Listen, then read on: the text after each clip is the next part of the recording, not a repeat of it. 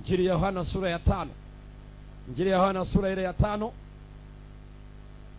Soma aya 28 na 29. Hii ni kauli ya Yesu mwenyewe inayoelezea kila anayekufa anaenda wapi. Sikiliza kauli ya Yesu. Soma. Msistaajabie maneno hayo, kwa maana saa yaja na sasa iko, ambayo watu wote waliomo makaburini, walioko mbinguni, makaburini, walioko wapi? Makaburini, wataisikia sauti yake.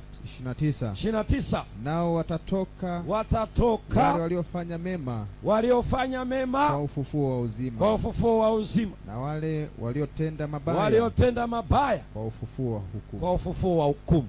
Kwa hiyo waliotenda mema na waliotenda mabaya wakifa wanaenda wapi? Kaburini. Ndio kauli ya Yesu hii, mpaka atakapokuja sauti yake watakapoisikia. Wale waliotenda mema watafufuka kwa ufufuo wa uzima. Waliotenda mabaya wanafufuka kwa ufufuo wa hukumu. Haisemi sala za viongozi wa dini, sadaka za familia zao eti ziliwafanya na wao waende mahali pazuri. Hapana, watakutana na ufufuo wa pili.